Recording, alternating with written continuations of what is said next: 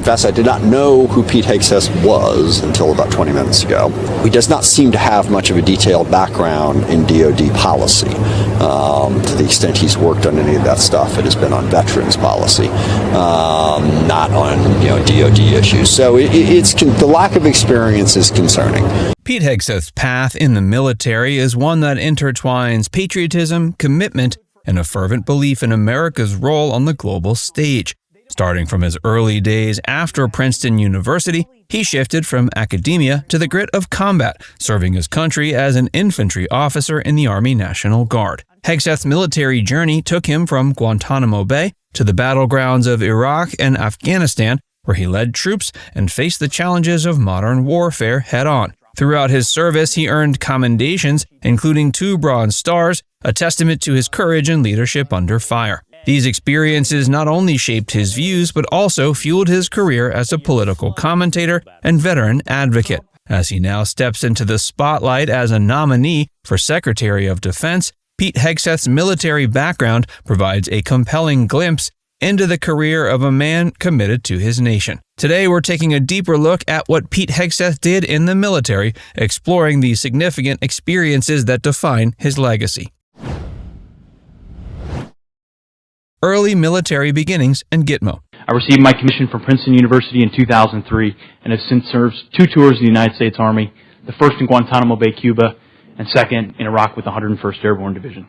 Upon graduating from Princeton in 2003 with a degree in politics, Pete Hegseth's decision to enter the military set him on a path distinct from the typical career trajectory of Ivy League graduates.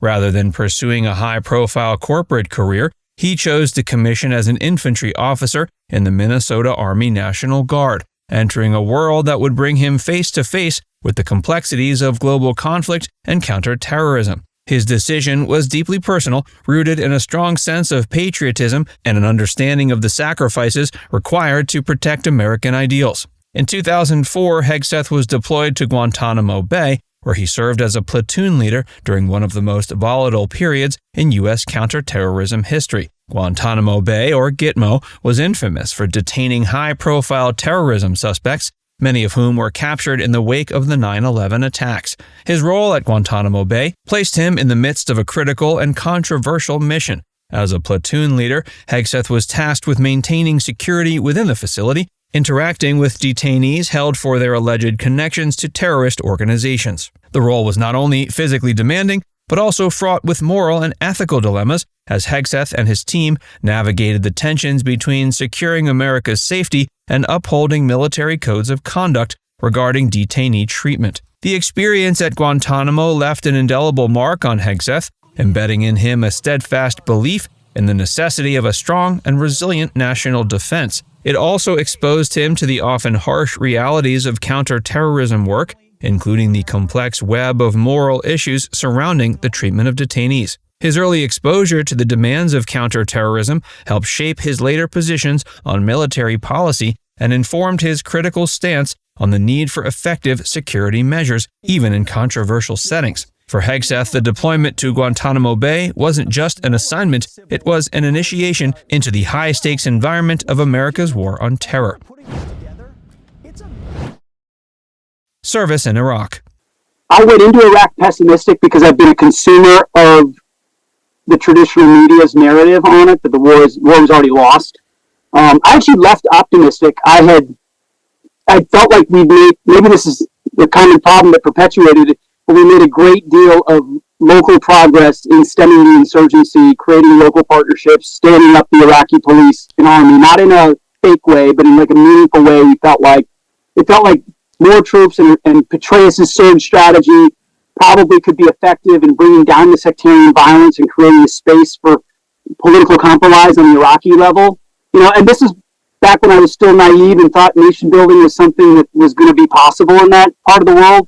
Following his deployment, he volunteered for a role in Iraq, a decision that took him to one of the most intense and violent conflict zones of the time. As an infantry platoon leader in Baghdad, Hegseth led troops in one of the most challenging environments, where every day presented new dangers and operational challenges. His responsibilities in Iraq ranged from patrolling high-risk areas to overseeing combat operations designed to counter the growing insurgency. In Baghdad, Hegseth was exposed to the complexities of urban warfare, where the lines between combatants and civilians were often blurred and where each mission carried the weight of the unexpected. His experience in Baghdad later evolved as he moved to Samarra, where he took on the additional role of civil military operations officer. This position required Hegseth to go beyond conventional combat duties, working to foster civil stability in the region by engaging with local communities.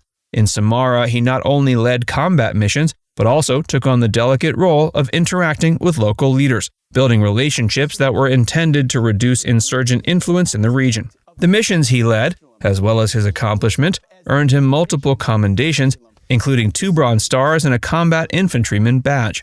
These awards underscored his valor, resilience, and leadership in hostile environments.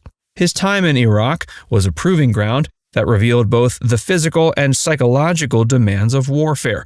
The lessons learned during these deployments solidified his belief in the importance of a proactive and engaged American military presence abroad, a stance that would become a cornerstone of his advocacy for veterans and national security in the years to come. Deployment to Afghanistan. I was a counterinsurgency instructor at the Coin Academy in Kabul. And our job was to sort of understand the latest and greatest of the TTPs of the Taliban and Haqqani and how they were manipulating the population and what just the human terrain, the shadow governance, the shadow courts, how much they were infiltrating the ANA and the Afghan police, so that when units were coming into country out of Kuwait or wherever they were, leadership, so we're talking usually 04 to 06, major to colonel, are coming through, or if they're in a smaller,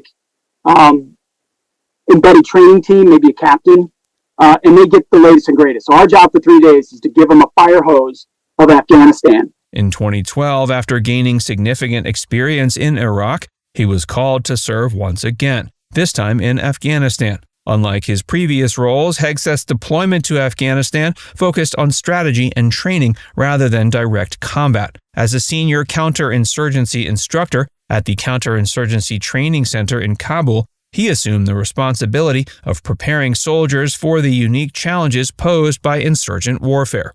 Counterinsurgency, or COIN, is a complex and demanding approach to warfare, one that requires understanding the nuanced socio-political dynamics of a region where the enemy is often embedded within the local population. In Afghanistan, he trained troops on strategies that emphasized restraint and cultural understanding, helping soldiers to develop tactics that minimized collateral damage while aiming to build alliances with Afghan citizens. His work in Kabul focused on the philosophy of winning hearts and minds, a phrase that encapsulates the effort to gain the trust of local communities as a means to weaken insurgent influence. This strategy was particularly challenging in Afghanistan, a country where deeply ingrained local customs and allegiances required American soldiers to adapt in ways that went beyond traditional combat. Hegseth's role marked a shift in his military career as he moved from a frontline combat leader to a strategic mentor. His experience highlighted the critical importance of adaptability in modern warfare, where cultural sensitivity and diplomatic engagement could often mean the difference between success and failure. For Hegseth, the deployment to Afghanistan reinforced his belief in a military approach that combined strength with strategy. Advocacy for veterans. I got a call from one of my senior officers saying, "You can stand down. We don't need you." I said, "What do you mean you don't need me? Everybody's going." He said, "No, your orders have been revoked. Don't worry about it. It's cool." The implication is you're an extremist or you're a threat to our unit. If that happened to me, a guy who's on national television, who's got every opportunity to eventually talk about it, imagine how many other guys that happened to. And it did, whether it was vaccine mandates or whether it was unit stand-downs. People with beliefs, faiths, or creeds that were antithetical to this new woke movement have been shoved out. After returning, Hegseth dedicated his career to veteran advocacy, working to ensure the unique needs of military personnel were addressed in both policy and public perception. He took on leadership roles in organizations such as Vets for Freedom and Concerned Veterans for America, where he became a prominent voice on veterans issues. At Vets for Freedom, he advocated for continued American engagement in Iraq and Afghanistan, promoting policies that emphasized a strong and sustained military presence in regions deemed critical to national security. Hegseth believed that America's role on the global stage required not just a powerful military, but one that was consistently supported by public and political will. Political influence and military legacy. Pete Hegseth is dedicated to taking wokeism out of the military, which if you love the U.S. military and you love this country, you have to do. They've been distracted. We live in a very dangerous world, and he's vowed to get rid of generals. He doesn't care who you are. But if you're distracted from the mission to take care of your virtue signaling and your wokeism, he wants you out of there. That goes for a number of different agencies. The lessons and values Hegseth gained through his military service profoundly shaped his political outlook, informing his emergence as a conservative commentator and advocate. His experiences on the ground, combined with his leadership roles in veteran organizations, fostered a worldview centered on a robust national defense, individual responsibility, and a respect for traditional American values. His transition from the military to media allowed him to amplify these views as he became a regular contributor on conservative platforms and later a prominent figure on Fox News. Now it's time to hear from you. What are your thoughts on Pete's journey from platoon leader at Guantanamo Bay to a nominee for Secretary of Defense? Let us know in the comments section below.